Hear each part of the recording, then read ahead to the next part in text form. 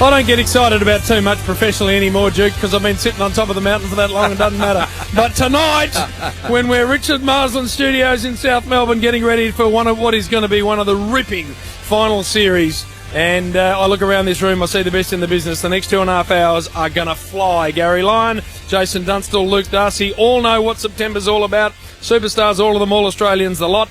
And Damien Barrett, well, we're getting him in just a second, Gaz, because, again, foolish people have gone down a path they should never go down. I just want to put out an APB straight away. If you know Tom Brown, tell him to turn the radio on to 105.1, or anyone from the GWS Giants administration, get them to tune in, and maybe Toby Green and some of his snotty-nosed little mates who were out and about last night and got on Twitter and thought they'd take on the big fella here next to me. Well, it's just a warning shot off the top. I think there's some retribution coming. Now, Cam McCarthy, let's get straight to it. She's the elephant parked in the room here, Purple. Last night in the footy show, you came out and told us, even though he's contracted, he wanted out of GWS to go home to Perth.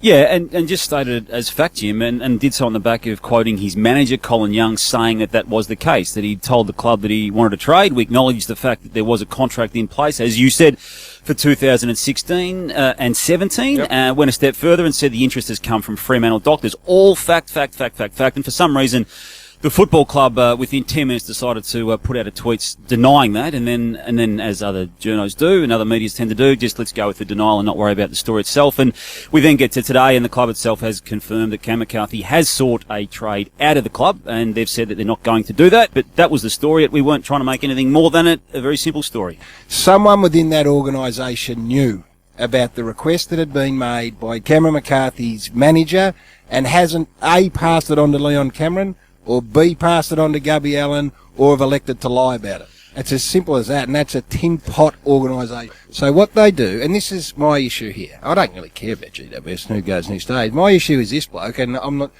he is a newsbreaker, and his job is to break news. When he gets it right, as much as it might grind against you, and you look around your own organisation and say, how did this happen?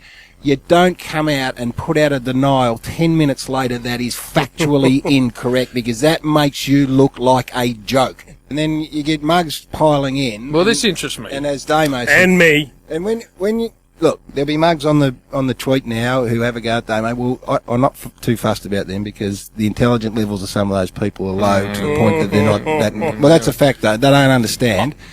But when Tom Brown, Tom Brown's a young journalist making his way in the world, and good on him, has a crack. So on your show, Talking Footy, Monday night. On Monday night. So he's out there having a crack. He could do well to follow the path that Damien Barrett has taken, and hopefully one day he might be able to get there. So what did he do? Not fit to carry Damo's bootlaces as we sit here. What's Tommy Brown done in this? So the story broke. Tom Brown huffs and puffs. And rather, he's a good man, Tommy. Yeah, no, huffs and puffs. And rather than go, gee, Damien Barrett, best newsman in the business, maybe I'll follow this story up. So this is a tweet he puts out. Lots of talk on McCarthy tonight. I'll tell you what's really going on. Listen in to Bridge and Limo, where's my glasses, in the morning. Yes. Hashtag jumping the gun. Now, that's a crack.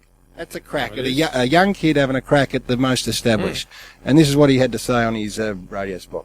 This morning, I've spoken to their footy manager, Graham Allen, exclusively. He's told me he won't be traded under any circumstances. No, he doesn't want out at all, and the Giants will definitely not trade him, Tom. The overnight reports were not correct, and I think he was on Instagram in Sydney last night, Cam, saying he's not going anywhere.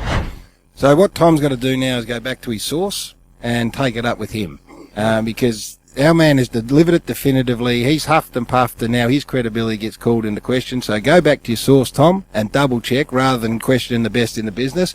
And the Instagram he's talking about is the little kiddies last night. I think the little GWS kiddies were out and might have had one or two too many pots. Right.